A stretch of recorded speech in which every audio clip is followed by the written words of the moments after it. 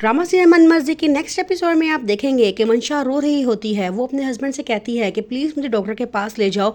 अब मैं आपकी बीवी हूँ, आपकी होने वाले बच्चे की माँ हूँ, आप मेरे साथ इतना बुरा नहीं कर सकते। जिस पे वो आगे से कहता है कि मैं इससे बुरा कर सकता हूँ, लेकिन तुम शुक्र अदा करो कि मेरे दादा जान को तुम पे तरस आ गया और उन्होंने तुम्हें कहा है कि तुम्हें छोड़ दिया जाए।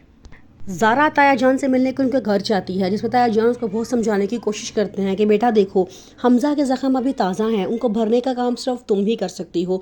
उसे टाइम दो, उसे तवज्जो दो और उसे साबित करो कि तुम मंशा से ज़्यादा बेहतरीन बीवी उसके लिए साबित हो चुकी हो।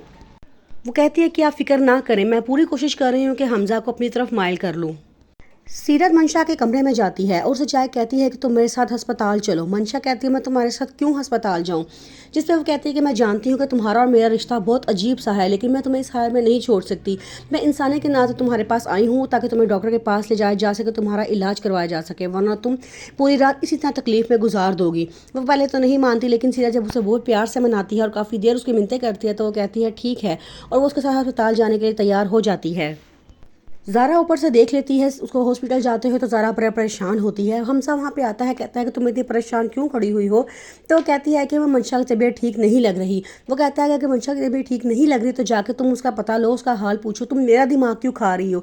तो ज़ारा कहती है कि वो ज़िंदा है, हमारी नज़रों के सामने है, लेकिन हकीकत ये है कि उसकी तबीयत बिल्कुल भी ठीक नहीं लग रही और हमें चाहिए कि हम उसकी मदद करें। हादी कहता है कि मैं उसका कोई बारे में कोई बात ना करो, तुम यहाँ से जाओ। वो गुस्से में वहाँ से आता है क्योंकि वो मंशा से बहुत मोहब्बत करता था, लेकिन मंशा उसे ठुकरा के किसी और के साथ खुश है।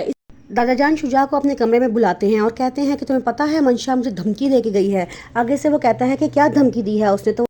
तो वो बताते हैं कि वो कह रही थी कि मैं पुलिस स्टेशन जाऊंगी और वहाँ जाकर रिपोर्ट दर्ज करवाऊंगी और कहूँगी कि ज़हनी तशद्दुद इन्होंने मुझ पर किया है, जिस्मानी तशद्दुद किया है और मुझे कोई भी खर्चा नहीं दे रहे। अब वो हमारे खिलाफ रिपोर्ट दर्ज करवाएगी। शुजा, आपने क्या सोचा है कि हमारे ख़ानदान की इज़्ज़त का क्या बनेगा?